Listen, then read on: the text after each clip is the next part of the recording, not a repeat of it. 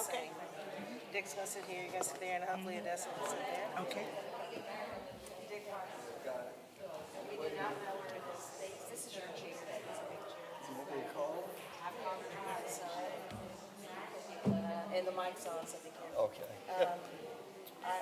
We don't know. We'll have to start without her in about 5 minutes. Y'all will just cover for everything. You'll say you know what she says. I'm gonna go look one more time. Okay. You have her cell, right? I've talked to her twice today. She's okay.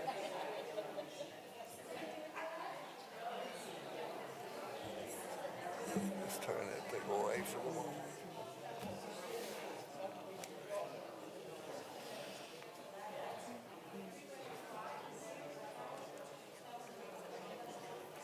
You think I ought to try to call her or not?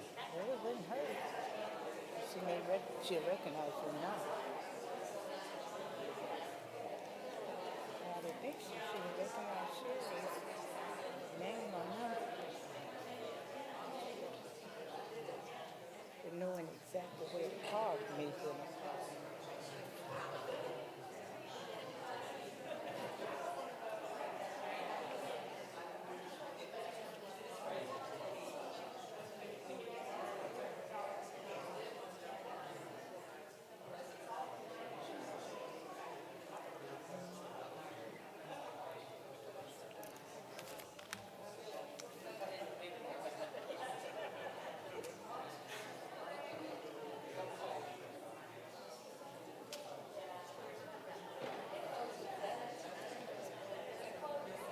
She's not answering. It's ringing.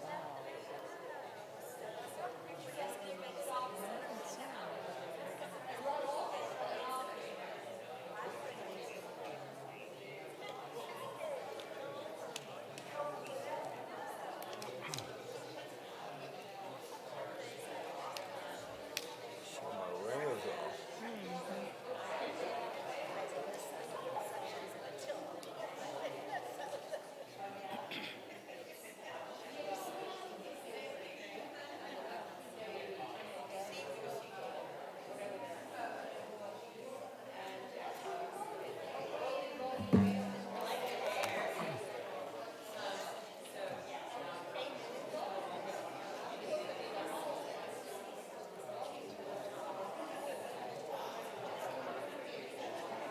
I have never not seen Odessa show up on time. I hope she's okay. It worries me now. Yes, indeed. I think Sherry said she talked to her twice today. So I don't know what. One thing I can think is maybe she isn't certain about where to park. Because I kind of debated I thought the about that. directions on parking were very confusing. Yeah, yeah. So I came up here earlier But you today. think to she'd kind of answer the look. telephone? Yeah, you would think so.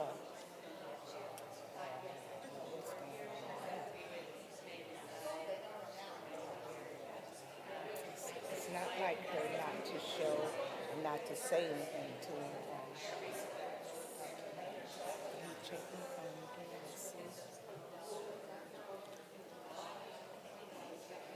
Well, if it's just you and me, I think you need to go first. 'Cause Okay. You set up the thing very well. Okay. But one of these people's going to introduce us. I don't know.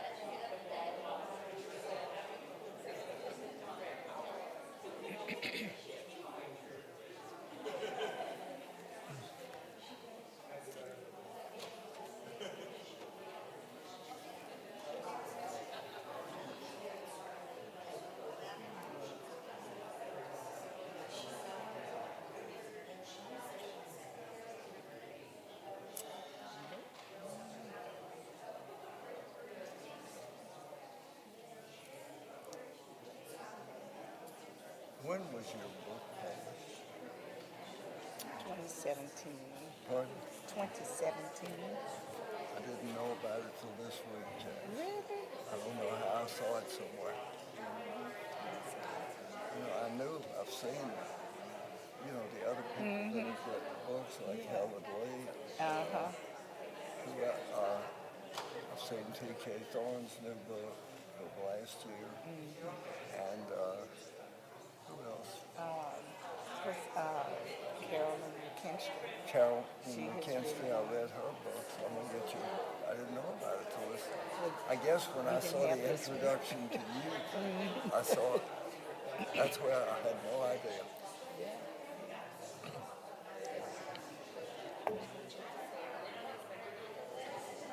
It's funny in the eras in all those books on the civil rights thing. A lot of them. When it became a popular subject, people just started writing, and some of it's not based on fact, saying something.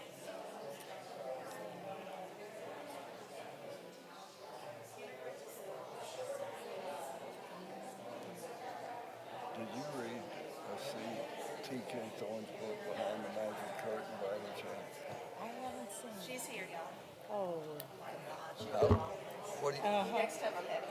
hallelujah. Oh my God. Now, y'all are gonna have to talk 30 minutes. okay.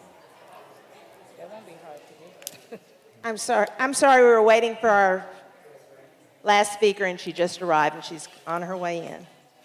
We'll be starting as soon as she sits down.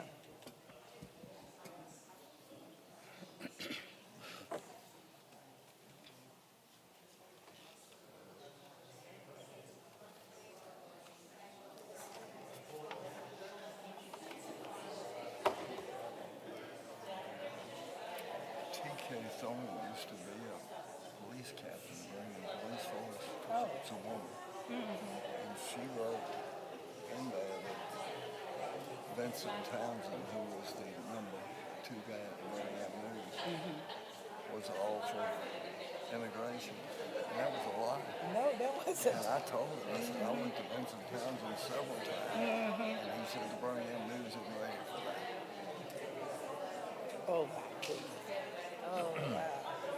And I thought I heard that it was actually run by someone who was from New York and not locally run. I know they had a local It was person local. here. The Birmingham News at the time was locally run, but they were for one thing, and that's the status quo. Yep, yep. They were They not won't protected. rock that boat. Absolutely not.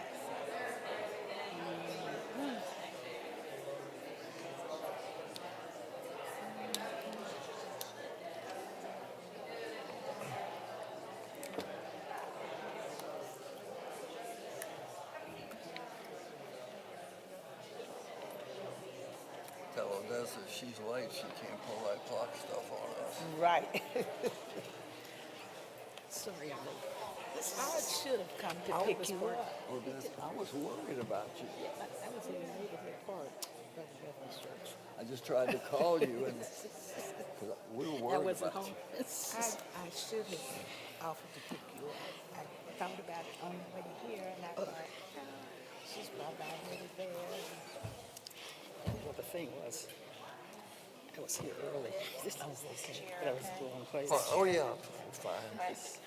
When y'all are talking, y'all share microphones. Y'all are talking to it, bring it to you. Okay, you're going first. And Destiny, you want to move up? I will. So, I'm going to help you move up just a little. okay. One more time. Okay, that's good. Not that I'm trying to be dramatic. Howard? Howard, Second, are we on? thank you for being patient with us. Thank you to both Hadassah and Temple Bethel, 2 organizations close to my heart, for sponsoring this program. Also, a big thank you to our panel participants who are giving of their time and memories to share their important stories. To Margaret Norman for her guidance and continuous civil rights education work for our temple and the whole community, and fellow members of the Civil Rights Ambassador in Training, some of who helped you seat us tonight, and to those who spoke to me about their civil rights memories, their stories, their stores on 4th Avenue. Too many to thank by name. I appreciate your help. Instead of a small, intimate space, we chose to do the panel in the large sanctuary so we can easily tape and have this on file for later viewing. I've always wanted to do a program on civil rights and Jewish merchants during the 60s. Many of my senior adult participants at the JCC were Jewish merchants in downtown Birmingham, and I heard many stories over the years.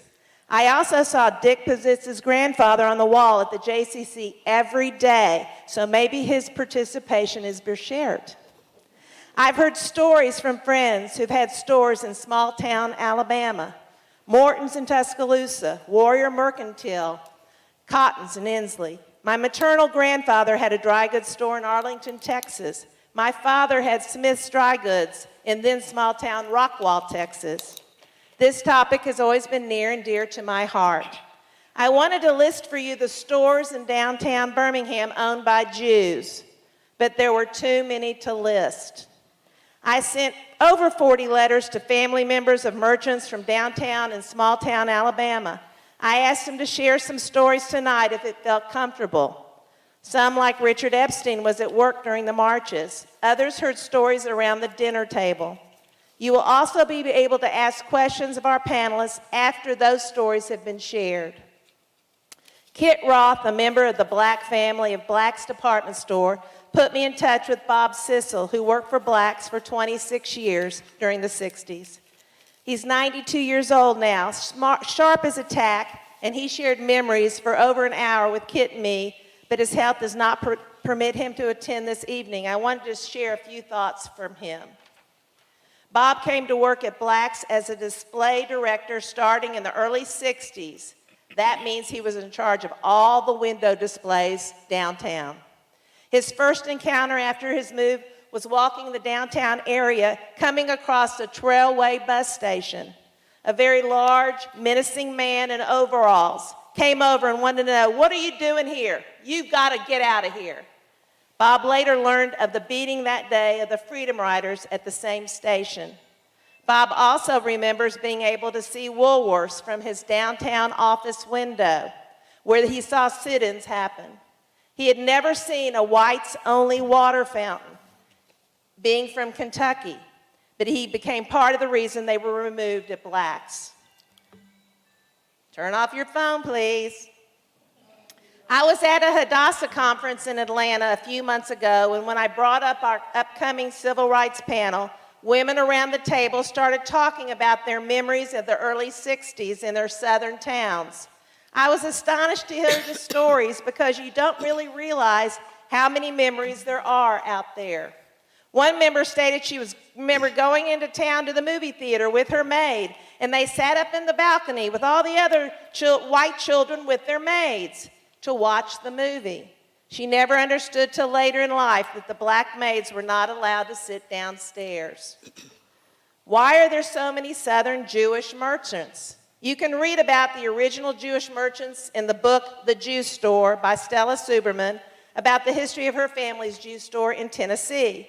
You can also watch a documentary, West of Hester Street, which explains how Jewish immigrants came through Galveston, Texas, many starting as Jewish peddlers throughout the South, or the most recently written book by T.K. Thorne, Behind the Magic Curtain, which covers the topics that we're going to hear tonight. T.K. is actually here. Raise your hand, T.K. T.K. She can't hear me. There she is. Margaret Norman, our program director here at Temple Bethel, will introduce our panel, and she will also be asking you to share memories. I hope you will share memories you have if you feel comfortable. Also, we will take any questions you might have of our panelists. Please plan to join us afterwards in the Cultural Center for a small nosh and meet our panelists. Margaret Norman.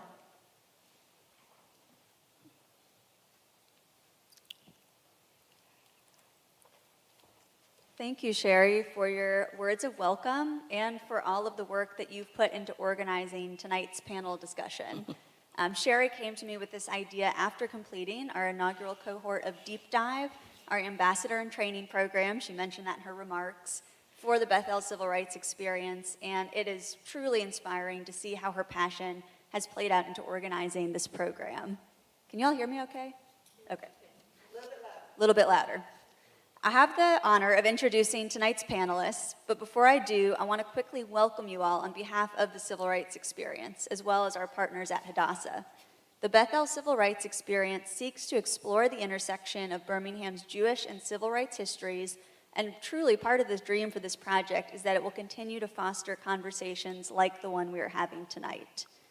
With that in mind, I want to read a quote from TK's book, Behind the Magic Curtain, and I highly encourage you, if you haven't read this book, to check it out immediately, especially if you're interested in learning more about some of the content you'll hear tonight.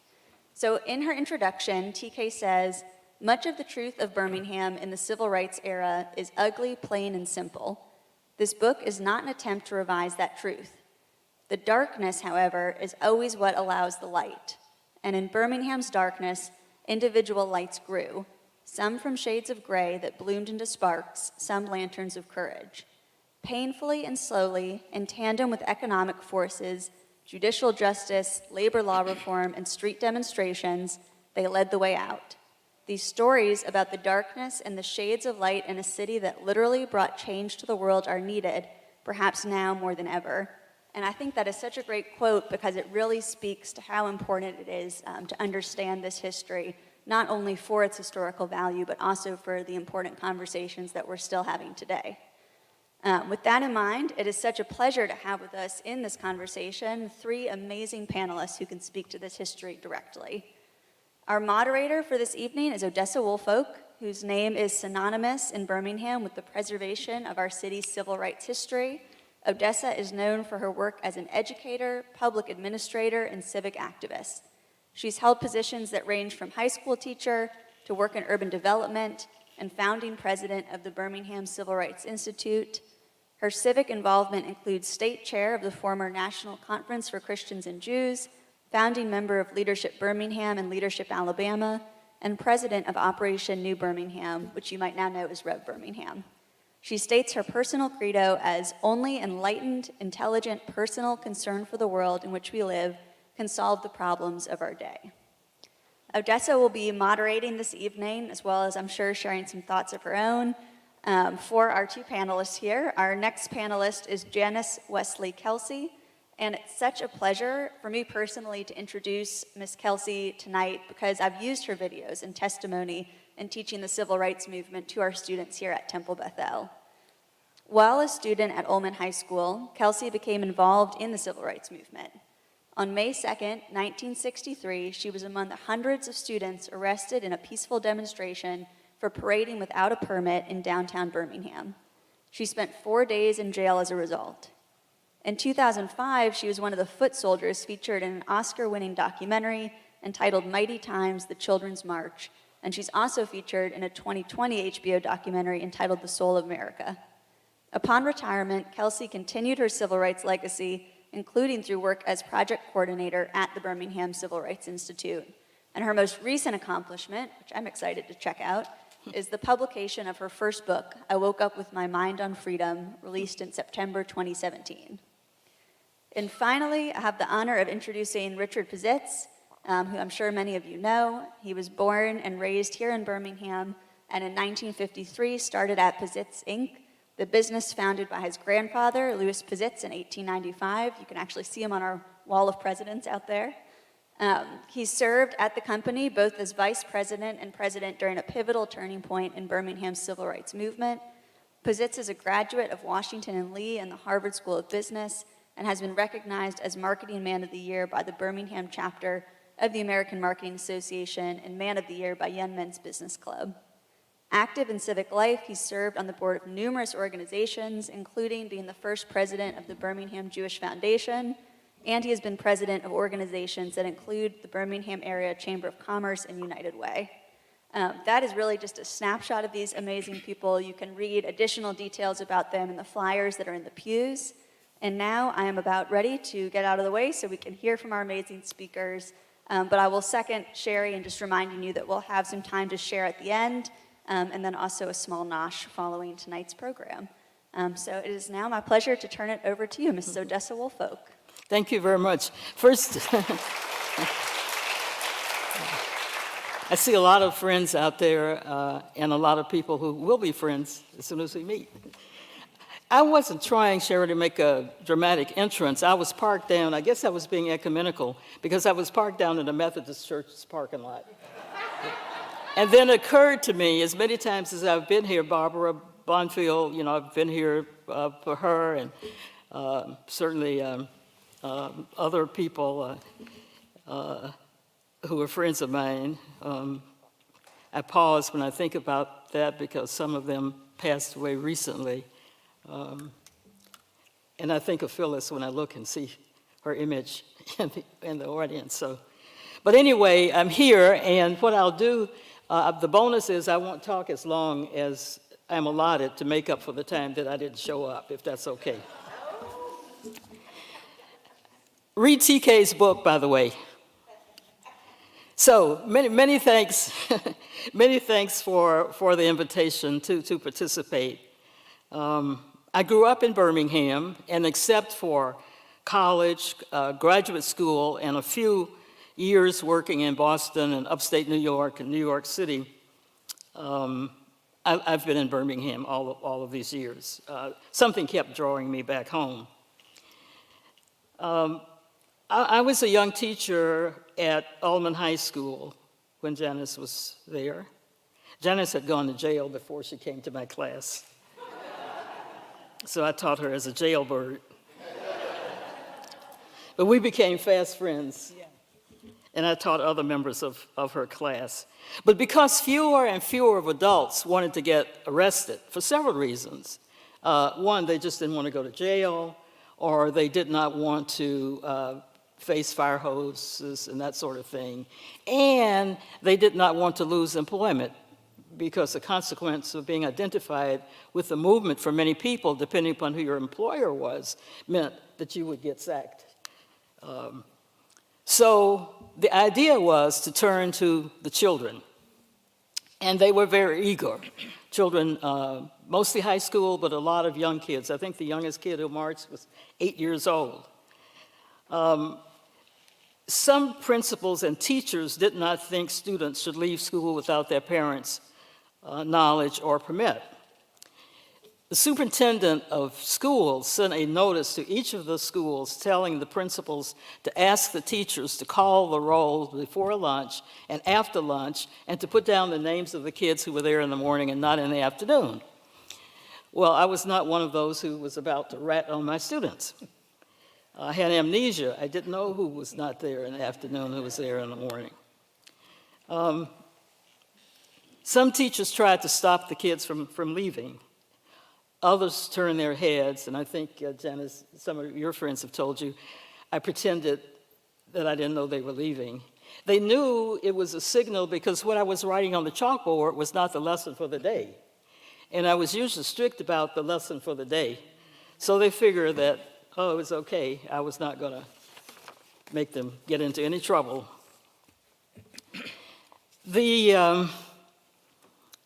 The students had heard me talk about segregation ordinances, and the class I was teaching at the time was American government. The textbook that they read proclaimed that our form of government and our Constitution advocated equality and justice for all. But in Alabama and some other states, we weren't the only one, local laws and practices violated the U.S. Constitution and certainly didn't observe the spirit of the Declaration of Independence. So there was reason to protest.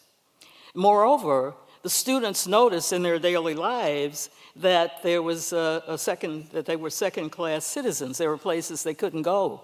Or, in the case of the Birmingham Museum of Art, they could go on Thursday, but no other day. So there were all of these little inconveniences that perturbed them. So they were eager to be a part of something that could change that behavior. And if you talk to any of them, they will tell you that they were seeking their rights as American citizens. I have vivid memories of students who, upon being released from jail, marched to the American government classes carrying an American flag. And I said to them as I welcomed them back that they had learned a more powerful lesson about freedom and justice and civil rights from that experience, that bearing witness, than any information from me or the textbook. By the way, the school board did suspend or expel all of those whose names were on the police docket, but the Fifth Circuit of the U.S. courts ordered the school board to reinstate the students without punishment. In case, and most of you weren't around during that period, some of you in here probably weren't even born. Some of you may not have been in Birmingham. Some of you may have not had to confront what was happening. There were a lot of people in town who did not know what was happening. I remember when we opened the Civil Rights Institute, people came in tears saying that they just hadn't paid attention. So separate was our community in terms of race that you did not have to encounter people of a different race in your everyday life. So I just want to briefly remind you of how state-sanctioned racial discrimination worked, if you haven't already heard. Testing. Thank you. I hope you heard the earlier part of what I said. So let me just briefly tell you how.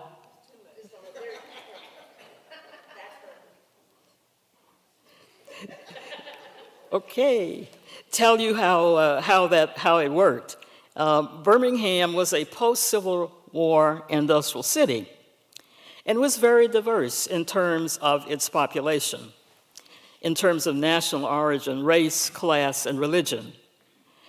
It was considered a city of churches, basically, fundamental Christians, but during its early decades, it had more Jewish and Catholic residents than any city in the state. Immigrants from Eastern Europe and rural Alabama came to this new city looking for work in mines and mills. Investors from New York and parts of Western Europe came here to take advantage of opportunities to accumulate wealth. Cultural classes produced religious and ethnic violence. The KKK organized and intimidated Catholics, Jews, and blacks. They were aided and abetted by local elected officials, including the police. A lot of those who were to protect us were themselves a part of the KKK. One wit quipped that a group of speculators and industrialists in 1871 founded Birmingham and peopled it with two races afraid of each other. Just imagine that. That was accurate, I think. To understand contemporary social issues, one must know that from 1926 to mid-1960s, city ordinances zoned neighborhoods by race. Blacks were zoned to the most undesirable parts of town, and we still have that pattern in our city today. Those planning decisions were a factor in the civil rights protests of the 1960s. At one point, city officials closed all parks, swimming pools, recreation centers, and playgrounds, rather than abide by a judge's rule to integrate them. Blacks could not use the downtown library prior to 1963. And I remember being a teacher giving term paper assignments, but the students had to go to an ill-equipped little library downtown for blacks. Some of our high schools had better libraries than the downtown black library. Blacks were admitted to some of the local hospitals, but only in segregated, undesirable quarters, usually in a basement. Black physicians were few and limited to Holy Family Catholic Hospital for Blacks in Inslee. I remember talking to a friend of mine who was a physician at the time. His name was Dr. James Montgomery.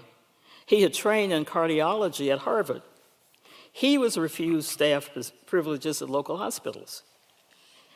But the Birmingham white physicians did write him a recommendation to join the National Medical Society, but refused to admit him to the local one. When he inquired, he was told, and this is a quote from Jim, who was really a colorful guy, "The toll ain't right here yet." And that was often the response, "The time ain't right here." Birmingham's civil, civic, political, and business leaders rarely spoke out against racial oppression or bigotry. Many excuses were given. One of the favorite excuses of the downtown merchants was, "We don't vote in Birmingham." They were all terrified of Commissioner Eugene Bull Connor, as was most people in town. Dick is going to talk about that, about the merchants and the civic leadership and its lack of leadership. During 50s and 60s, there were more than 40 unsolved bombings in the Birmingham community. There was also a strong anti-Jewish and anti-Catholic element in the city. By the way, a lot of the religious people were also members of the KKK. This was an era when big steel and iron treated the city as a stepchild. They were more interested in extracting from the city than building a sense of community. So they were not fostering good schools, health care, quality of life. They were after the almighty buck. That's my opinion. I'm sticking with it. So let me close with this good news. Despite its troubled and sometimes shameless past, Birmingham's place in the nation's modern civil rights history is consequential. Birmingham matters for a lot of reasons. The movement proved that the nonviolent philosophy of Gandhi and King and Shuttlesworth, our local hero, is an effective protest strategy. Nonviolence works. Birmingham is an example of inspiring youth activism. Janice is an example of that.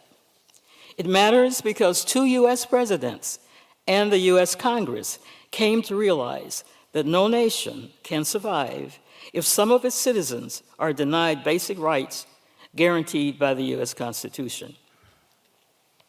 The 1964 Civil Rights Act was inspired by Birmingham.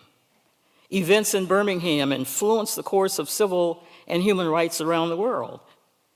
I remember when Bishop Tutu and Leader McClurk spoke in Birmingham about how South Africans were influenced by the struggle here in Birmingham, sacrifices made, and courage of the people.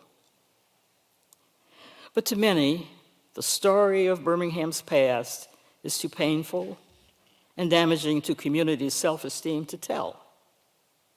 They would rather be silent. To others, the respectful remembrance of painful tragedy can be therapeutic. So I applaud Margaret and the leadership of Bethel for providing an opportunity to discover and remember our history. For we know that the past is never past. It's always with us. Now, I could go on forever because I used to be a school teacher, but I'm going to pause now. But let me say one thing. I can name to you all the stores that were downtown because when I was a teacher, I patronized all of the stores downtown. Porter's, Kessler's, Burger Phillips, and to say nothing of your store and Loveman's. We're the best. In fact, I remember that those window displays were better than Macy's and Gimbel's. Thank you. All right. Janice. You done? Yeah. Oh, okay. Okay. Good evening. In 1963, in the spring of the year, I was a junior at Ullman High School. I didn't have a feel for being different or being segregated because everybody in my community looked like me, everybody in my school, everybody in my church, and I was fine, I thought. I did know segregation when I rode a city bus because I would see the signs on the bus with white only and colored. I knew I could not sit or stand in the area that was identified as white only. And sometimes there wouldn't be seats available in the colored section, but I still could not sit or stand in the white only. I didn't really like that, but I understood that was the law. I encountered segregation if I went downtown to a department store. I could not try on clothes even if I had money to buy them. I could not use certain restrooms because they were identified by white and colored.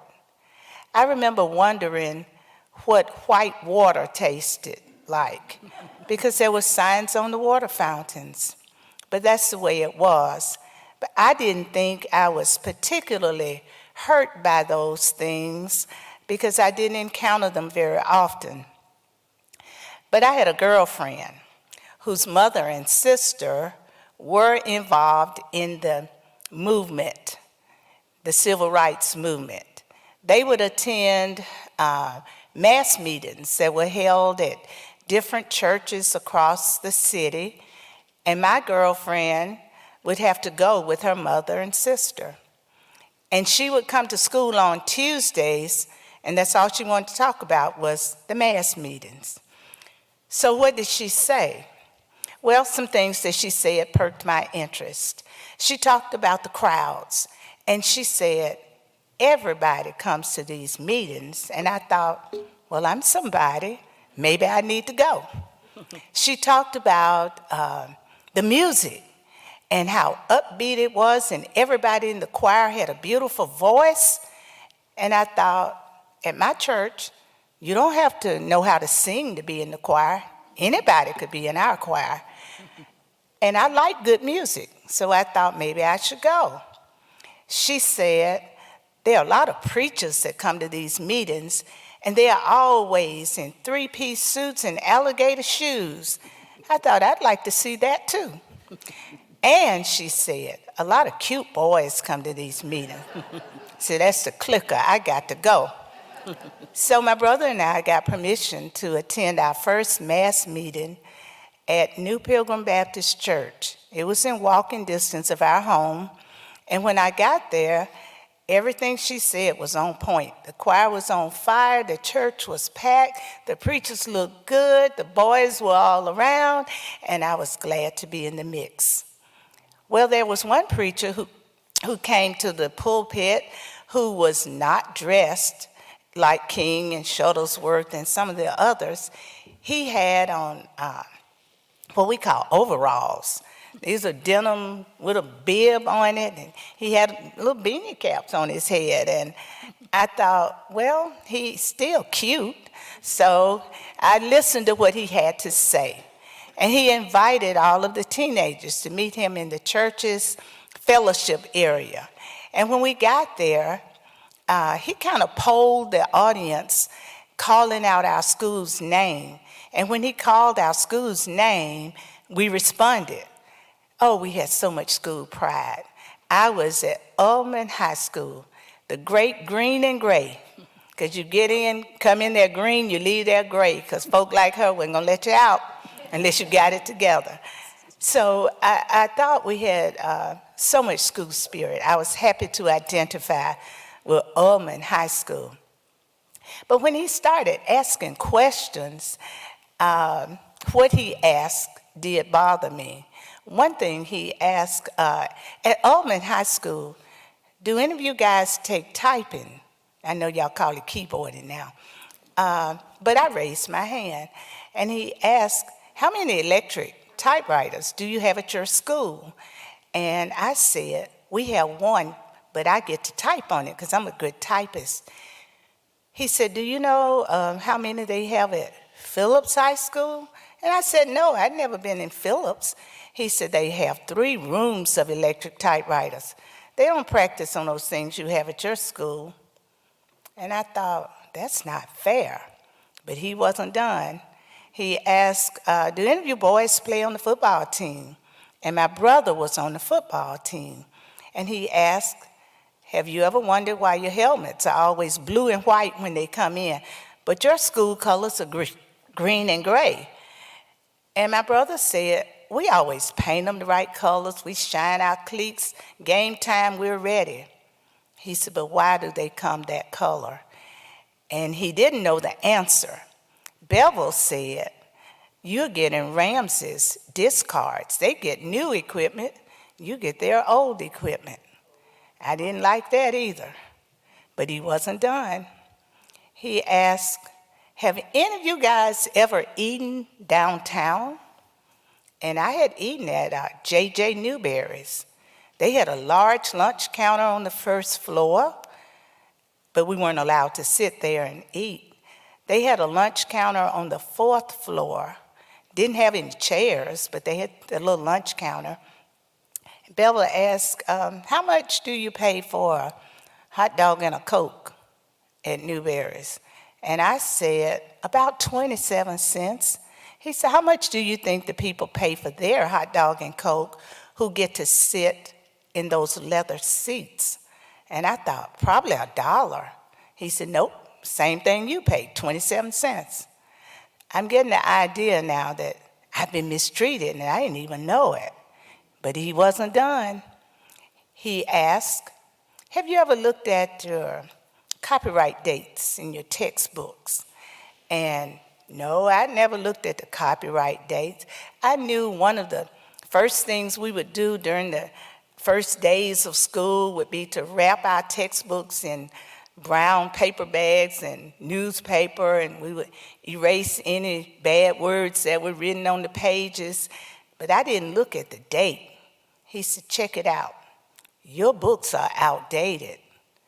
He said, in fact, you're getting a second-class education. That hurt because I had so much school pride, I just couldn't believe that I'm getting a second-class education. He said, if you want to do something about it, you can. Now, your parents can't, because if your parents get involved, they're going to jail, they're going to lose their jobs, and there's nobody to take care of you. Excuse me. He said, but you don't have anything to lose because you are getting a second-class education. And I signed up that night. I wanted to be a part of the movement.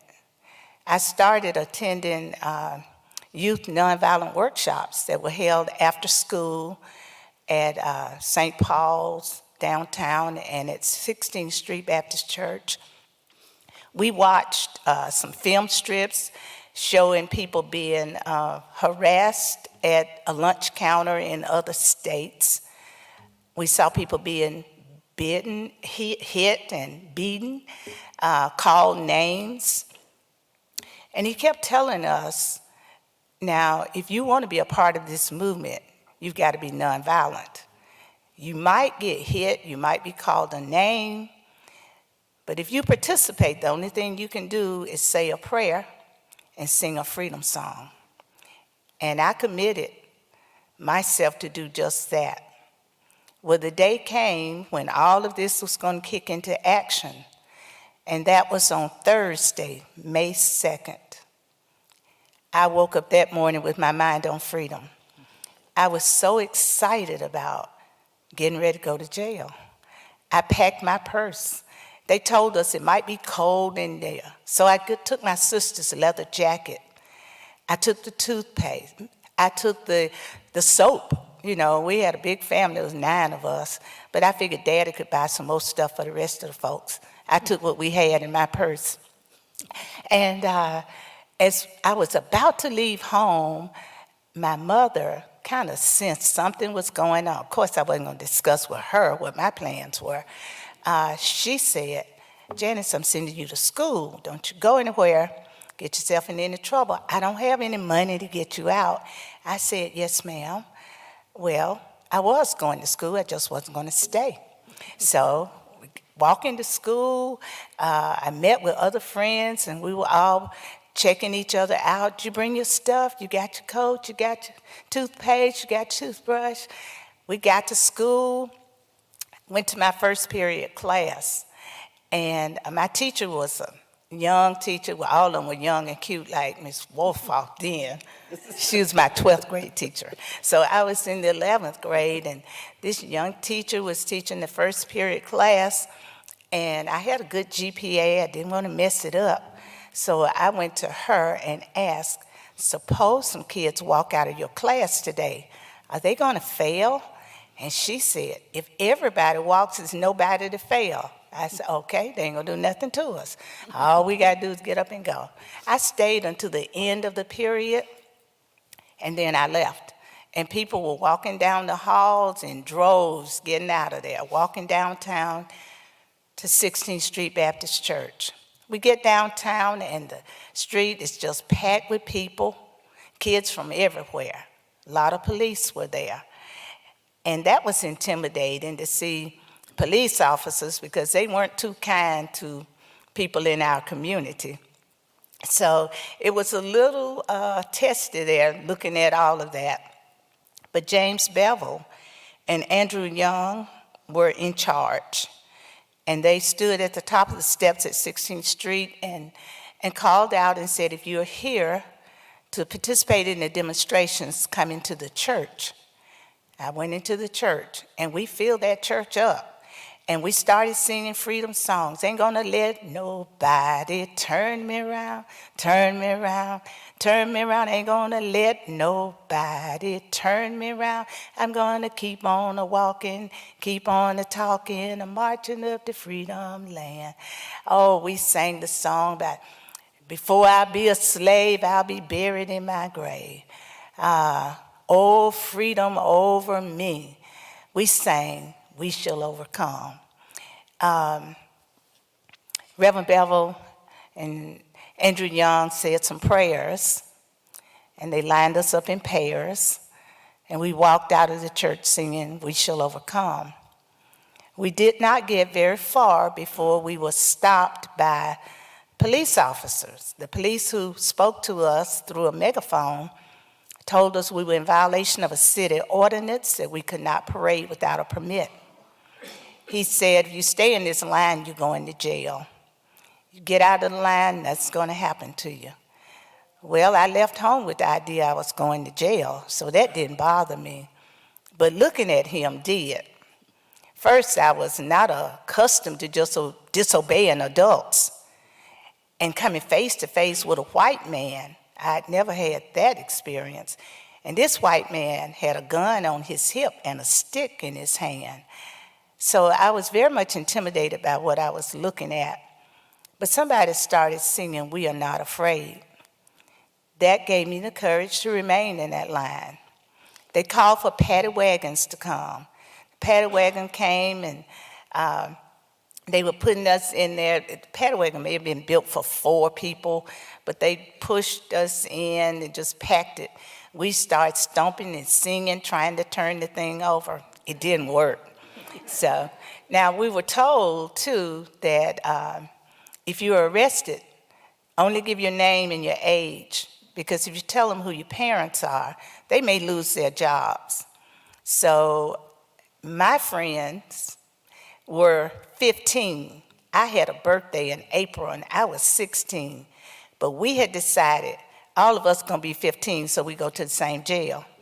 So I lied and gave them my age at 15. And I went first to family court. And family court at that time looked like a house to me. And we were standing there shoulder to shoulder, just talking to each other, what school are you from, and that kind of thing. Well, by afternoon, more kids were arrested, and there was no place to get. So the city officials called for school buses, and the buses came, and there were no blocks of wood telling us white and colored. We could sit anywhere we wanted to. Well, I jumped on that front seat. Well, had a short ride because we went back into downtown Birmingham to the county jail. And coming into the county jail, they confiscated our purses with our toothpaste and all of that in it. They made mug shots. And some of us were interrogated, and we were told to say no comment. No one asked me any questions, though, so they put us all upstairs in a kind of a block of cells and locked the door at the end of the hall. Somebody said it's a day room, whatever they called it. But we sat around on the concrete floor, talked to each other, sang our freedom songs. And when it was time to eat late that evening, the trustees fed us. And they were just blown away. These were black men with white clothes on, and they were trying to figure out, where are y'all coming from? What's going on? And we were proud to tell them we're going to jail to get our freedom. And they would plop another whatever they were serving on our plates. I stayed at county jail that first night, that Thursday. But by Friday, and we were calling Thursday D-Day. We were saying, this is D-Day, we're gonna go and get our freedom. Friday was double D-Day. And double D-Day, our Commissioner of Public Safety was prepared for the onset of the kids. By prepared, he had the firemen present, and to disperse the crowds, he had them to turn the water hoses on the demonstrators. And I read later that the water was like 100 pounds per square inch. I had a friend who had some of her hair sheared off her head with the force of the water. Blouses were torn. Kids were knocked down and pushed down the street with the force of the water. At Kelly Ingram Park, the police were there, and they had German Shepherd dogs that were trained to attack. We were familiar with that kind of activity because in Titusville, where I lived, car 13 would drive around, and if they caught boys standing on the corner, they would have them to put their head in the window as though they wanted to talk to them. Then they'd roll the window up on their neck, or they would have the dog to growl at them, chase them down the street. So the dogs were attacking the kids. I knew some people who went to jail who went to the hospital with dog bites, and other kids had their clothes ripped as the dogs were turned loose on them. So day 2, there were so many people arrested until they called for school buses again to come to county jail and carry us to the next stop.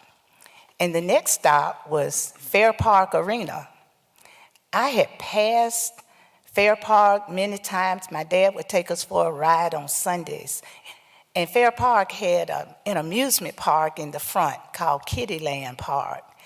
And we would ride by there and see the lights and the Ferris wheel and the carousels. You could smell the popcorn. But blacks weren't allowed to go to Kittyland unless you went on Saturday night after 10. So I'd never been inside, but I always wanted to. So when the buses turned into Kittyland, we went crazy. Yeah, but they didn't stop at Kittyland. We drove around to the back of the park, and the area where I was assigned was a 4-H dormitory. Going in that dormitory was much nicer than county jail because they had tile on the floor. They had restrooms that had panels around it, and they had face bowls. They had beds. Some of the beds had a mattress, and some of them had a mattress and a sheet. So I thought we were in good shape. I remember a news reporter came to interview some of us There were lots of rumors floating around about what was going on with the kids. And some of them weren't just rumors, some of them were, in fact, the truth. Someone would call your name in the middle of the night and release you. You didn't have any cell phones, so you couldn't call anybody, but they were turning kids loose in the middle of the night. That didn't happen to me.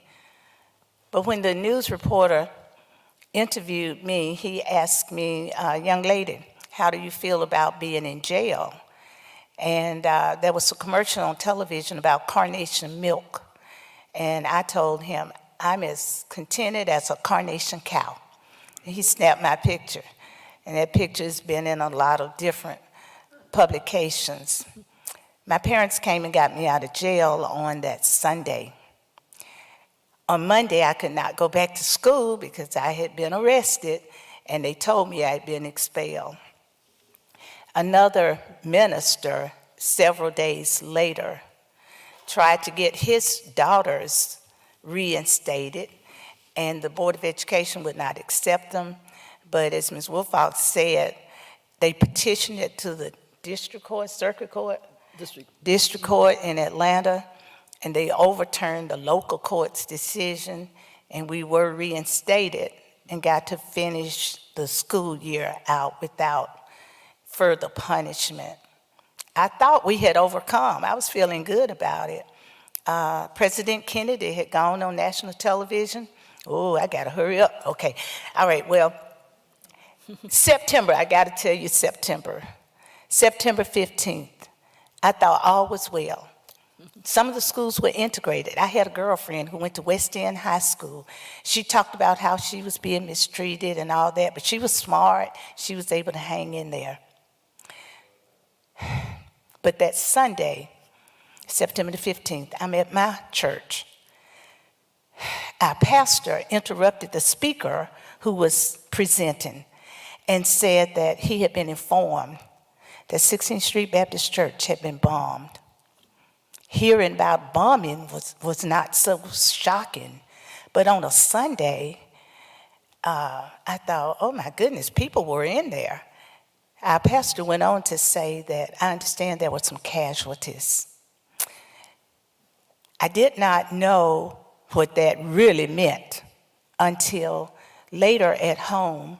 People were calling our house, offering the condolences to my parents. I did not understand that. But when the news came on, I found that 4 little girls had been killed in that church. And one of them was Cynthia Wesley. That's my maiden name. There were 9 of us. I was the Wesley girl that went to jail. And I thought, they got the wrong one. I heard that her head was blown off. There was another girl whose name was Carol Robinson. Her father was my band teacher in 8th grade. Denise McNair, her daddy, Chris McNair, was our milkman. Addie Collins, I didn't know her, but she had a sister in the same class with one of my brothers. And I thought the world had just crashed. I couldn't talk about it to anybody because I didn't know if they were still looking for that Wesley girl. In fact, it was 20 years before I really shared what I thought, what I saw, and what happened. But I finally started talking about it when I worked at the Civil Rights Institute. Well, the very first time I talked about it, I had a teacher, I was a counselor at that time, a teacher named Lily Mae Fincher asked me to come and talk to her 12th grade social studies class, and I said, talk about what? And she said, talk about civil rights. And I told her, I'm a biology major, I don't know nothing about civil rights. She said, but you went to jail, didn't you? I said, yeah. She said, tell them about that. And when I started to talk, she gave me a book, and it had the picture of me sitting on the floor in jail. And I lost it. I just cried. I couldn't get through it. I didn't talk about it again for another 10 years. And I was working at the Civil Rights Institute, and they had all of these social studies teachers from all over the United States there to study civil rights. and someone asked, will you come and just share a little bit about what happened when you were in school? And I did, because what I decided was if I don't talk about it, people won't know about it. And too many sacrifices had been made for people not to know that it took a very high price to get to where we are. And no, we have not overcome, but we have come a long ways. And unless we remember what it took to get there, then we're subject to repeat what happened then. I'm gonna stop now.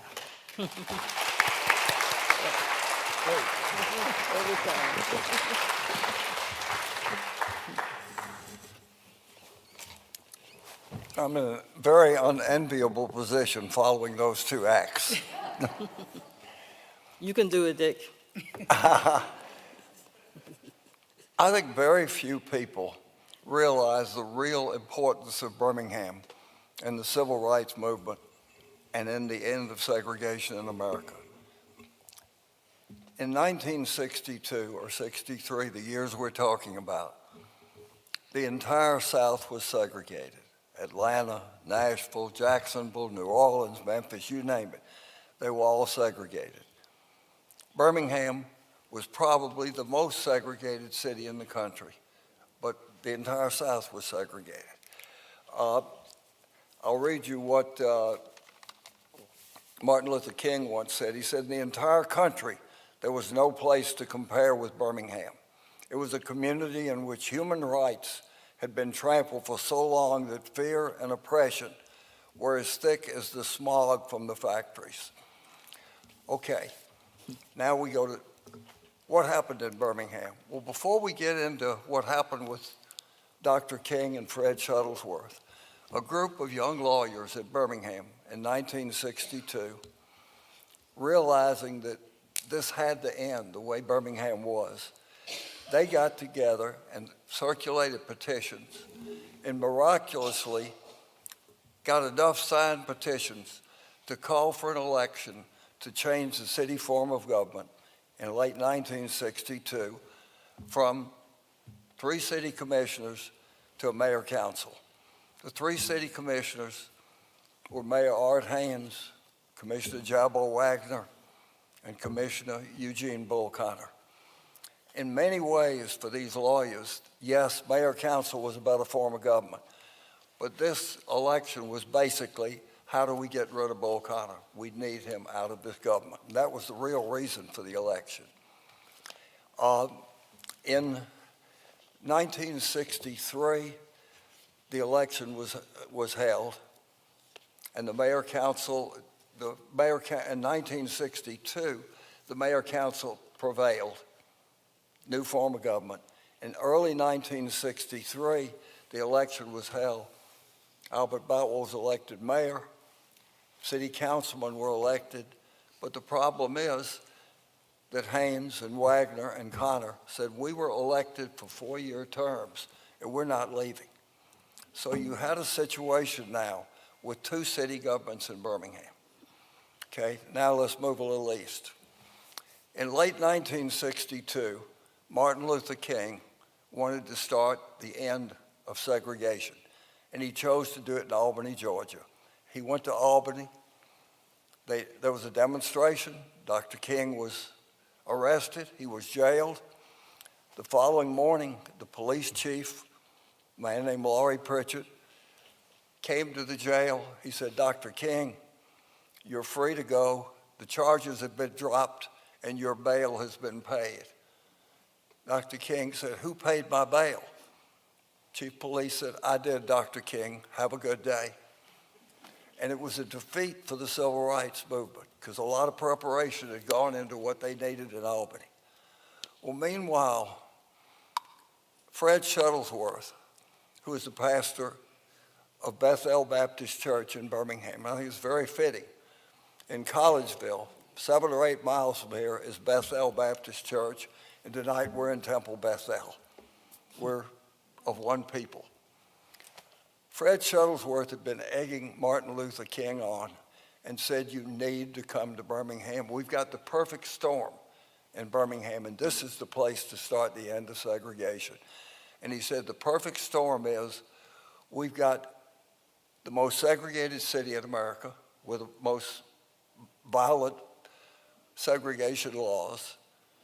We've got two governments, two mayors, and it was so bad that the bank made both mayors sign the checks for the city workers because they didn't know who the courts were going to eventually award the seats to. And he said, and the third part of the perfect storm is we've got Bull Connor. And finally, Fred Shuttlesworth was a very persistent person. And finally, in 1963, he convinced Dr. King that Birmingham was the place he needed to be. And there were a lot of, in those days, there were many heroes. There were freedom riders, there were sit-ins, there were many people killed, there was mayhem, there was murder. But what happened in Birmingham changed the world. Dr. King came to Birmingham, and a lot of people in Birmingham, and I might include myself in this, felt that he should have given the new government a chance to see if they could change these laws and change things, because the lawyers had been through a lot to get the petition, the election, and the new government was seated by the courts finally, and the three commissioners had to leave. But Martin Luther King, one of his first books was named Why We Can't Wait. And I think that book was entitled a little bit because of what happened in Birmingham, that a lot of people wanted him to wait to see if the new government would take action. Well, he didn't wait. And on April the 3rd, Project C started, which Janice has mentioned, Project Confrontation. It was a nonviolent confrontation. There were many leaders. I mentioned Fred Shuttlesworth and Dr. King. There was Wyatt T. Walker, who the New York Times says was King's chief strategist and right-hand man. There were so many people. But Wyatt T. Walker said something, he died about 4 years ago, and he wrote, he said, if it wasn't for Birmingham, there wouldn't have been a Selma March, there wouldn't have been a 1965 Civil Rights Bill. Birmingham was the birthplace and affirmation of the nonviolent movement in America. And that's why I said how important Birmingham is to the end of segregation in America. All right, April the 3rd, Project C started. 12 days later, on April 15th, the new mayor and the council were seated. And meanwhile, we had in Birmingham violence and murder and bombs and threats. And Birmingham got the name you've heard before, Bombingham. Arthur Shores, one of our first black city councilmen, his home was, where he lived was named Dynamite Hill because there had been so many bombings of his home. And it was a pretty bad situation and a bad place to live. Well, who do you look to? Dr. King went to the power structure. And who was the power structure? U.S. Steel employed over 20,000 people in Birmingham. They went to U.S. Steel, which was, of course, headquartered in Pittsburgh. U.S. Steel said, we're not getting involved in integration. The U.S. Steel cafeterias were all segregated, as was everything else in Birmingham. The banks refused to take any position whatsoever. Alabama Gas, Alabama Power, totally silent. The power structure just said, we're not getting involved. Yes, there were some individuals from the white community, Sid Smyer, Jim Head, others that did get involved, but the power structure did not get involved. Well, nothing happened. The big ingredient missing was in the difference. In Atlanta, Ralph McGill was the publisher of the Atlanta Constitution, and he coined the phrase, Atlanta, a city too busy to hate. Well, we had in Birmingham the Birmingham News. And the Birmingham News was for one thing, and that was the status quo. They wanted no change. They were unwilling to take a position on anything of change. when the Freedom Riders came to Birmingham and were beaten, the news put it on like page 55. It was front page everywhere else in the country. The news, had we had a newspaper, because remember, TV in those days was not important for news. If we had a newspaper that would have led, this city could have been tremendously changed. But the power structure just failed. Dr. King once said that the ultimate tragedy of Birmingham was not the brutality of the people, but the silence of the good people. Telling phrase. Anyway, what were they going to do? They could not get anybody to act. African Americans spent a lot of money with the retailers. Malls weren't important then, they didn't exist. A boycott was started, and it was the downtown stores. It was led by, well, I mentioned Wyatt T. Walker, Fred Shuttlesworth, Dr. King, U.W. Clemens. A lot of people were involved in this boycott. And our store, we were one of the stores that was boycotted, the downtown stores. There were about 10 stores, of which 3 or 4 were the real targets of the boycott. It was tremendously effective. Well, the black leaders came to the retailers, and we have 4 demands, and this can be settled, the boycott can be ended. And while the boycott was going on, there was mayhem in the city, I might add. If a black person tried to come into our store, there was somebody there saying, don't go in, don't spend dollars where there's segregation. President Kennedy sent an emissary named Burke Marshall to try to bring the 2 sides together. And the 2 sides met frequently, and there were 4 demands. And the demands were that the downtown stores would desegregate the drinking fountains first. This is stuff that Janice has mentioned. Then the restrooms. Then the restaurants, the stores that had restaurants. And the last demand was to add black salespeople. There were no black salespeople in any of the stores there. We met with them and decided that something had to be done to save Birmingham. All hell was breaking loose in Birmingham.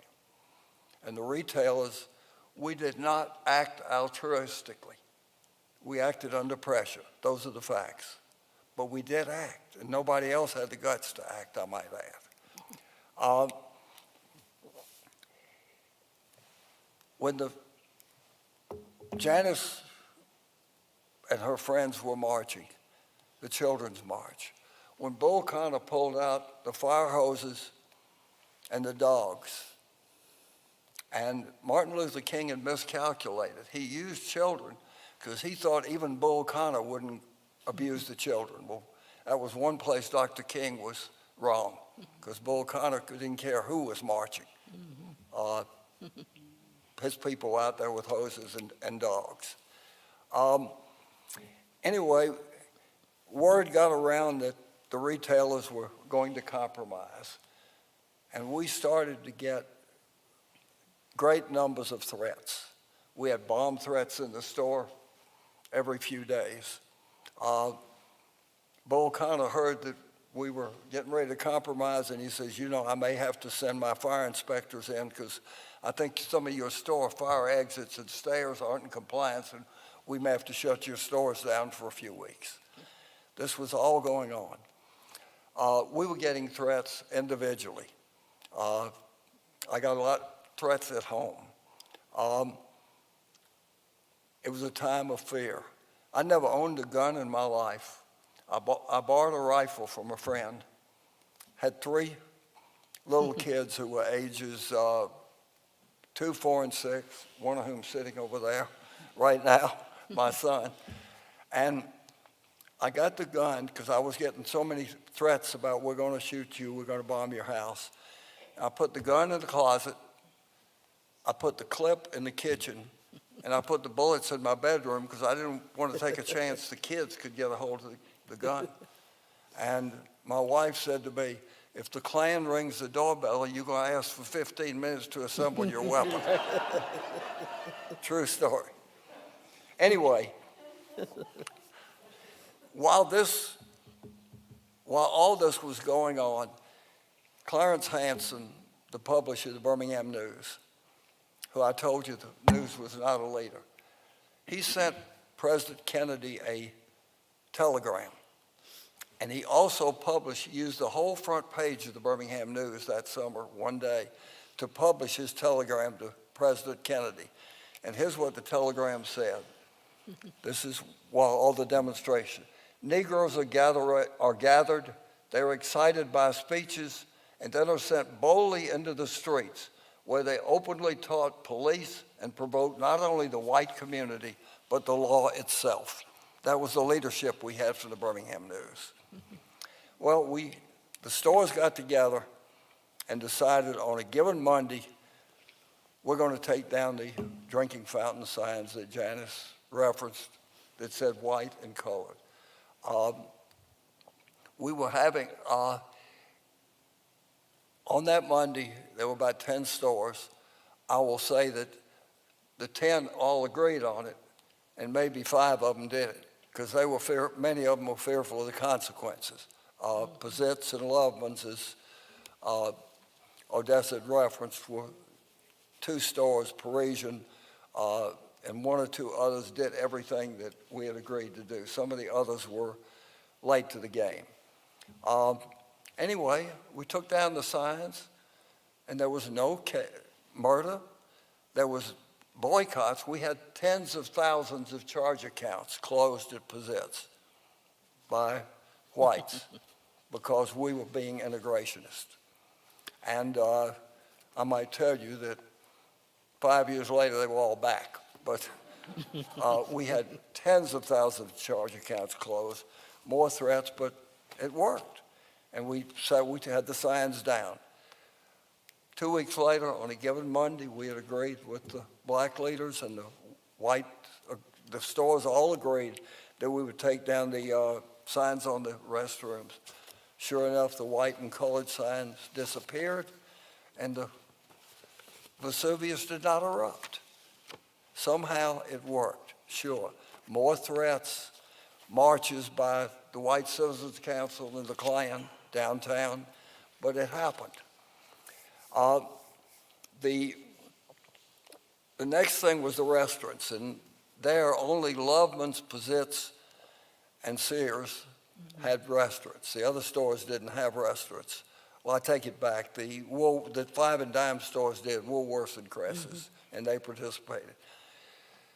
I remember that Fred Shuttlesworth himself personally honored Pizitz by bringing in a group of people to integrate our restaurant. Went smoothly. Nobody came and beat people up or anything, all the threats that we heard. And Loveman's had the same situation. Mighty Sears Roebuck, national retailer. Over the weekend, Sears dismantled their restaurants, and Monday morning when they opened, they had vending machines and no seats. That was, it just was inexplicable that something like that would happen, but it did happen. Well, the last thing was the thing that most people feared, was adding black salespeople, because there were none in the city. And this was true all over the South. It wasn't just Birmingham. And to try to cushion the blow, I personally went to the largest bank in Birmingham, which is First National Bank, which today is Regions. And I went to the president of the bank and I said, next Monday, we're putting on black salespeople in Pizitz, just a handful, 3 or 4 people. Parisian, Loveman's, other people are going to put it on. We need you, the bank, would you put on some black tellers the same day, the first day, to let it be a community thing? You're on the board of Alabama Gas. How about them putting on some black tellers? The president of the bank had looked at me and said, Richard, he said, this is not our problem, it's the retailer's problem. And that was the mood that was pervasive. I went to the number TK, the number 2 guy at the Birmingham News, and said to him, every Sunday you run the social section, and the white weddings have big spreads and pictures, and black weddings and engagements are on the back page and they get 2 lines and no pictures. How about integrating your social section next Sunday, and we're going to have black salespeople? He answered me the same way. He says, the news is not prepared to do that. And the news continued to have segregated restaurant, employee cafeteria, and so forth. Well, a meeting was held a few days before that Monday in one of the downtown stores. It was a Jewish-owned store. And, but a meeting, all the retailers were represented at that meeting because this big step was coming up 5 or 6, 7 days later. And the president of this store stood up and made a commitment. We are going to have black salespeople in our store next Monday. And his partner, who was a relative, stood up and said, not in my half of the store. True story. My brother Michael happened to be with my father at that meeting. But this shows you how scary this situation was of, oh my goodness, the blacks are going to take all the jobs away from the whites. That was what the White Citizens Council was trumpeting. Well, we put on white salespeople. We took people who already worked for us in housekeeping, elevator operators, stock keepers, people that had been in the store, and changed their job title. And you know what? Everything worked and it went well. And those 4 little steps worked. Just at the end of that, I remember going out on the street one day on a Saturday, and on the one side of our store, on the 19th Street side, the White Citizens Council was marching, damning the integrationists. And on the opposite side, the blacks were marching, saying that the retailers were too slow. And I said, we've achieved a perfect balance finally. And anyway, Bull Connor throughout this was an unhappy camper, and he kept threatening us and threatening the other retailers.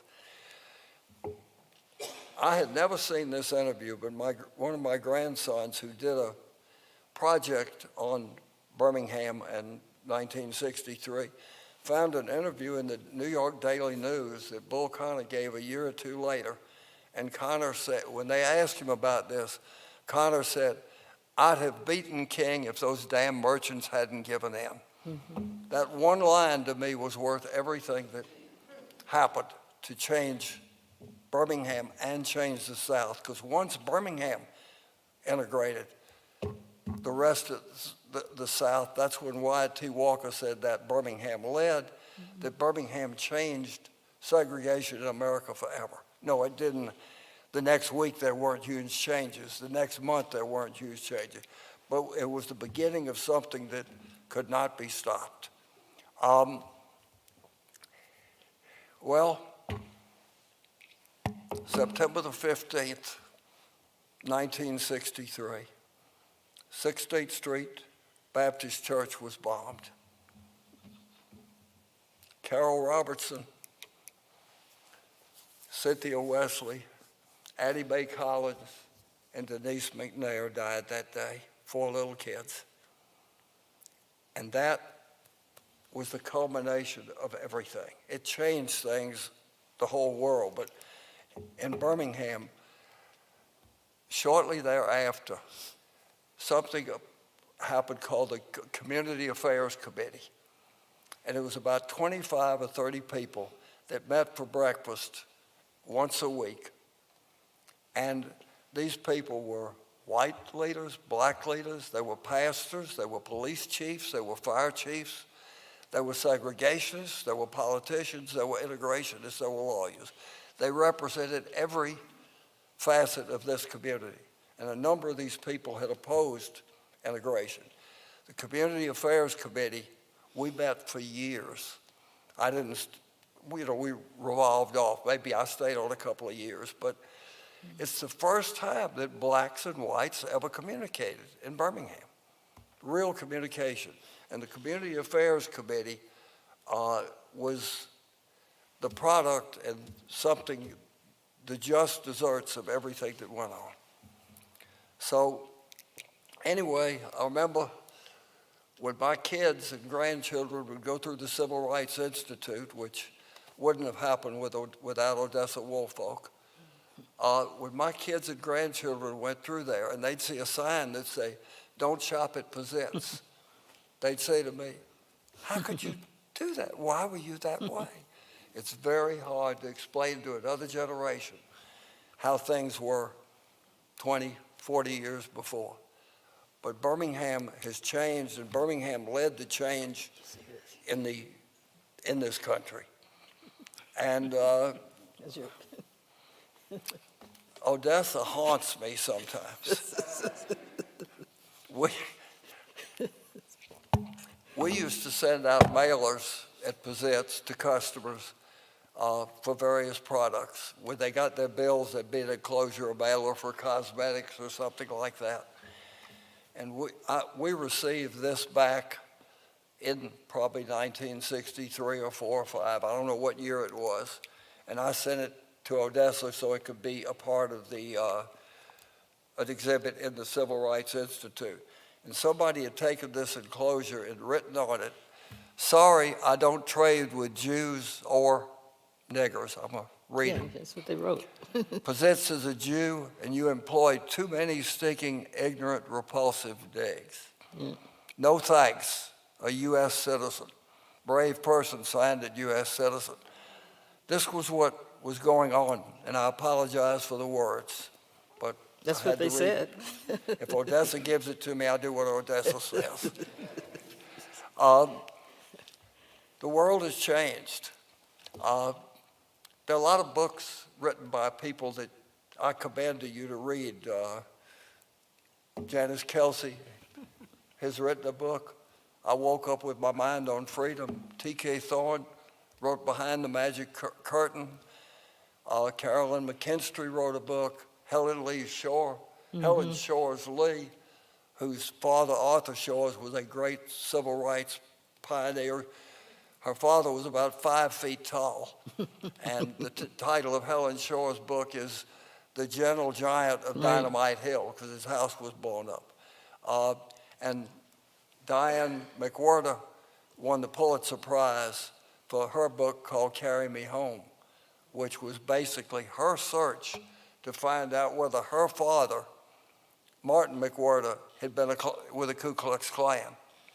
And I could have told her early on, because he was a neighbor of mine when I was a kid. Early on, there was no chance he'd miss the Klan. So she found out it was true. But I commend those books to you. They're all, and there are many more, worth reading about what happened in this city. And this country has Birmingham to thank for really the beginning of the end of segregation in this country. Thank you.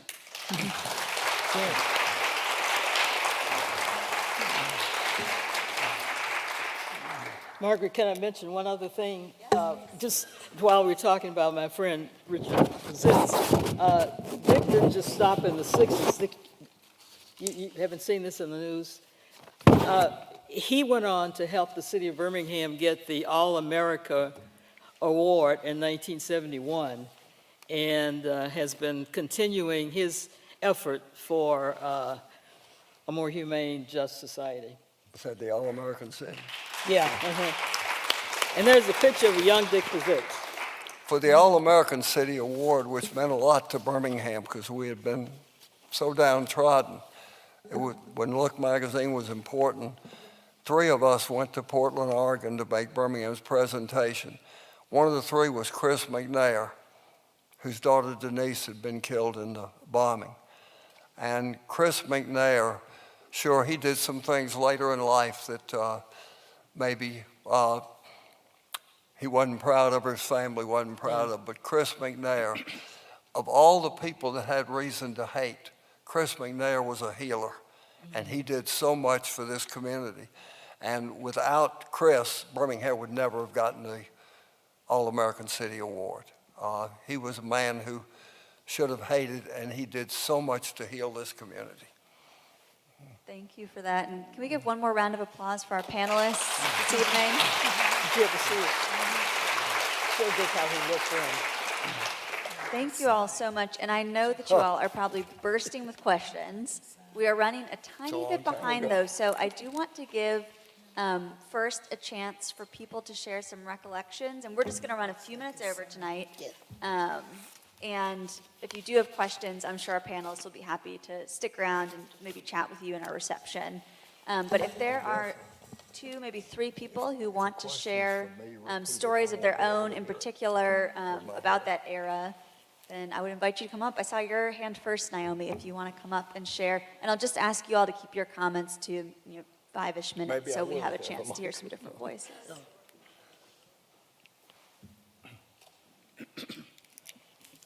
I want to say thank you because I finally really understand what happened to me between 1963 and 65. My husband was drafted into the Army. They were as a doctor, and he was assigned to Redstone Arsenal. So in the summer of 63, we moved to Huntsville. We lived on the Arsenal, and we didn't hear about all this because there weren't the newspapers, there wasn't the television. And I had a master's degree and a year towards a doctorate in math, and I thought, well, I want to teach a little bit. If we can get some extra money, I would meet people. And I looked around, and there was Alabama A&M, and there was a UAB, there was a University of Alabama branch. And I figured, well, I don't have my doctorate. They probably won't want me. So I drove over and walked into Alabama A&M and said, I'd like to teach, and told them my credentials and all that. And they kind of looked at me and said, well, we can't send your name to, we can't give you an appointment as a faculty member because if we send your information to Montgomery, they will never approve it. But we could make you a lecturer because that doesn't have to go through Montgomery. So I said, fine. And I spent the next 2 years teaching a couple of courses a semester at Alabama A&M. And the first thing, coming from the north, I noticed that the kids were studying the first year stuff we all took in high school because you had said, now I realize how badly the schools were. But they were wonderful, and it was, the turmoil wasn't there because I was the only white person on campus the first year. The second year we had a Hungarian refugee. And they were just wonderful to me, and it was a really wonderful year, and I loved teaching them. And I'm really, for the first time, get a picture of how much turmoil was going on in Birmingham, which we never came to during those 2 years. So thank you very much. I really appreciate it. It kind of has filled out the story of those 2 years. Yeah. Thank you so much. Margaret, there's a comment about that. May I make a comment? Yeah, please. Yeah, in spite of the crummy education that we had, there were many, many students when they graduated from Birmingham schools went to, once the Ivy Leagues and others were open, and did very well. So we had a lot of students who ended up coming up to par. Yeah.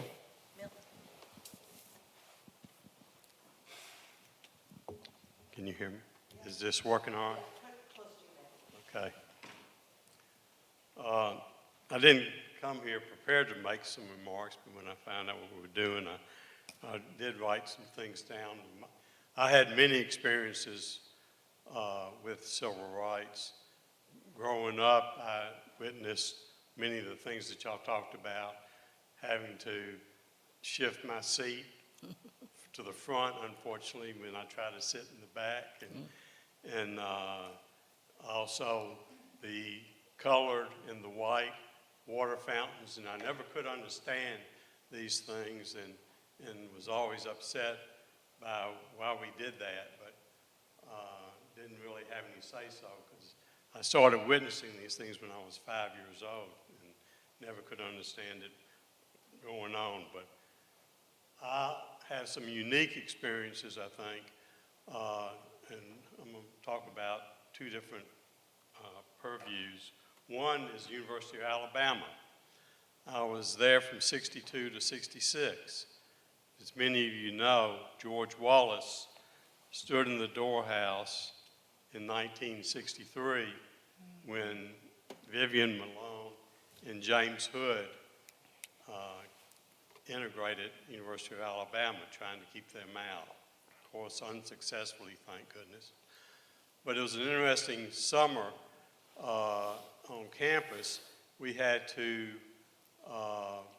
show our ID cards to get on and off campus. It was a lockdown situation, and everything was kept secure. Tuscaloosa was in turmoil. We had David Duke, who headquartered there with the KKK. If you don't know who David Duke is, he was there. And one of my classes happened to be with Vivian Malone. I was honored to have gotten to meet her. And I remember in one of the early classes that we were choosing teams in that class, four-person teams that would be in competition with each other during the semester. And I remember everybody running to get their four-person teams put together and shying away from Vivian, of course. And two individuals came up to me and asked me if I would be on their team, and which left just one person unchosen in the class. And I said I would only be on their team provided that they would allow Vivian to join. And they said, sure. And thank goodness I talked with two guys that were not bigots and allowed me to ask Vivian to join our team. And I was very grateful to have that experience with her. That's one of the many things I did. The other thing, just to let you know, the restaurants in Tuscaloosa were very interesting. You could go into a restaurant, these are things you might not know, or you may know, but you could go into restaurants, probably have the same thing happening in Birmingham, and you walk into a restaurant and it'd be half full or half empty, depending on whether you're an optimist or pessimist, but there would only be half the tables taken, and yet there were reserved signs on all the tables. And the reason for that is the management of the restaurant could tell their people, I'm sorry, if they were African American, there's no room here, all the tables are reserved. And I just couldn't stand that, would not go back to those restaurants when I found that happening. Another thing is that there were movie theaters in Tuscaloosa were integrated. And of course, David Duke and his bunch just went crazy with that. And so a guy that I made friends with was a reporter on the Crimson White newspaper, which was the University of Alabama newspaper. And he asked me if I would go downtown and witness what was going on with the movie theaters because of this. So I went down with him. And down there, of course, the KKK was in full force down there, not in their white sheets, but you could tell that they were members of that.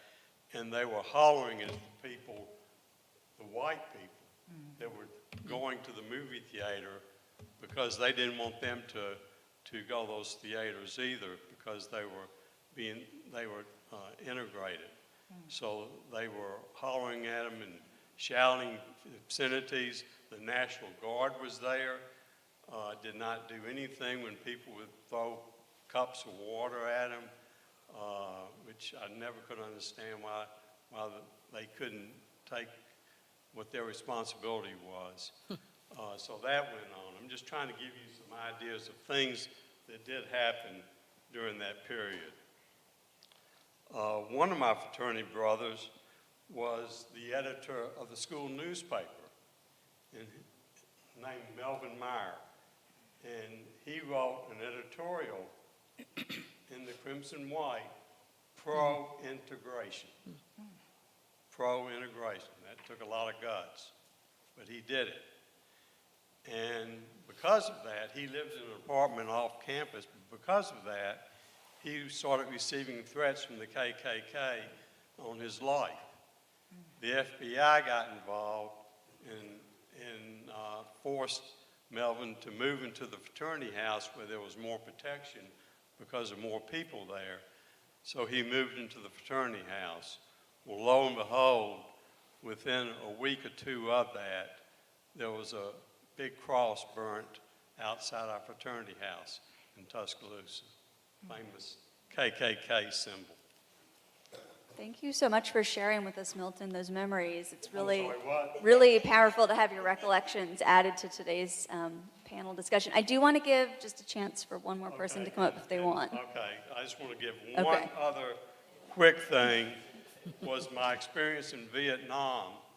I was there 67 and 68, and we were very liberal, at least with the battalion I was in, with African Americans, and they held a lot of positions in our battalion. And but when Martin Luther King got killed in March, I believe it was in March of 1968, if I remember the month correctly, but it was in 68. April 4th. April 68. April 4th. There was a lot of uproar with the African American soldiers. Unfortunately, one got so distraught that he went to one of the bunkers that we had for protection. He went in one of the bunkers, took his weapon down there, and committed suicide, which really upset us very badly. And we took a lot of steps to give the counseling, and we had some great sergeants that were African American that we got involved in helping these other soldiers out. I just want to give you a little of I've got a lot more experiences, but that's all I'll share with you for the moment. Thank you so much. I see one, oh, you did stand up next. So this will be our last comment, and then we are going to move into the Cultural Center where we can continue telling stories and asking questions and enjoying the beautiful nosh our kitchen has prepared. Okay, some of y'all know me and some of you don't. I was born and raised in Birmingham. I'm Richard Epstein. We were on 4th and 18th. Lynn Park is on 4th and 17th. Not contradicting Mr. Pazitz, we had salespeople, black salespeople, before anybody in Birmingham. First of all, because of the location. When we had holidays, we had as many as 18 salespeople. Of that, 14 of them were black, 4 were white. We had police. Because if anything happened, we didn't want to be held responsible. We let them handle it. If we had one policeman that were white, if we had 2, one and one, 3, 2 blacks, 1 white, and just multiply it out. What year was this? Let's see. Before 63. There were no black policemen in Birmingham, but No, later we had the black police. Yeah, 68 was the first But black we had police. the black salespeople before then. What's the name of your company? Garmin store number 3, Oh, yeah, yeah, right there on the corner. yeah, I know that. Now, this young lady was talking about the preacher in his overalls. He probably got those from us. Reverend Shuttlesworth, A.G. Gadsden, Arthur Shores, they used to come in the store. We used to all have a good time just talking. A.G. Gadsden and I used to go out and eat lunch. We'd have a good time. I could tell you stories about people that I don't want to get into it now. But we had atmosphere that was an everyday atmosphere with any kind of person. No matter what color they were or what religion, a person was a person to us. Now, you might not like this, but all the money goes in the same drawer. So everybody was treated the same. Now, I can tell you stories if you have a few hours, but you don't. But I just want to let you know that we were on 4th and 18th, and when it started, it wouldn't have been a problem if it wasn't for Bull Connor. That's the way I feel. Yeah. Now, that started it all. We used to park between 18th and 17th Street. I told my father, we better get our cars and get over here by the store. We can get out of there. Well, as Mr. Bazis will tell you, the older people didn't want to leave anything. They wanted to protect it. My father said, what are we going to do with all this? I said, I don't care what they do with it. I know what I'm going to do with me. We all got out. Some marchers came down 4th Avenue, and they stopped right across the street from us. There's a traffic light. I know they didn't stop because of the traffic light, but they looked at the people they dealt with for years, and they knew the way they were treated. So we didn't have any problems. We had one break-in the 40-plus years we were there, and guess what? It was a white person that broke in. So that tells you something right there. Now, if anybody wants some stories, I can keep for 3 or 4 more hours. Thank you so much to our 3 audience members for sharing. I would now like to invite you all to come join us in the Cultural Center. We've got some food and some drinks, and would love to hear more stories and also hear your questions. So thank you again to our speakers, and thank you for coming.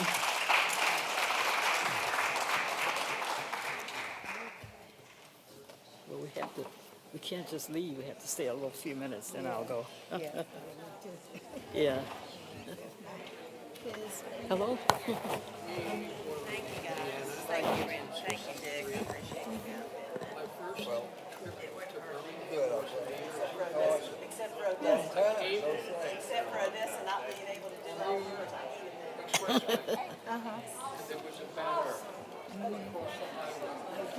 Is Freddie or not? Yes, how How are you? I gotta get a hug. Great, yeah. And a kiss. You're busy as usual. And I still think about the fact that I invited you to come and sit in my swing with me, out in my Yeah, we talked about that. Oh, yeah, I remember. And I never did. I had a lot going on. I got divorced. Oh, did you? I didn't know that. Yeah, well, it's been about Good to see you again. Yeah, well, that was So when you fess up to the yeah. Anyway, good so to see good you. to see you. Yeah. Jewish guy who were in business together and the Gentiles said, you can do it on your behalf at the store. Pardon? So you told the anecdote about Spartan, what about Gentile, you can interview Yes. on my half. Yeah, I remember. I never had a fur. Gentleman Levins? Oh, yeah. Oh, yeah. You'd be shocked. Okay. I can't tell you. Okay. It was definitely not Tilden Okay, Levins. yeah. You'd be very surprised if it was. I don't think I Take it to your deathbed, right? Yeah. It still happened, but it's sure. Yeah, oh, yeah. You know, you think about those times. It was crazy. Yeah, you know, when you think about it, people were just scared. I mean, you know, you were Wilcon and those cops and the KKK. Wonderful. Yeah. Respect. That's wonderful. Yeah. We could use some more of that. Yeah, yeah. Yeah, yeah.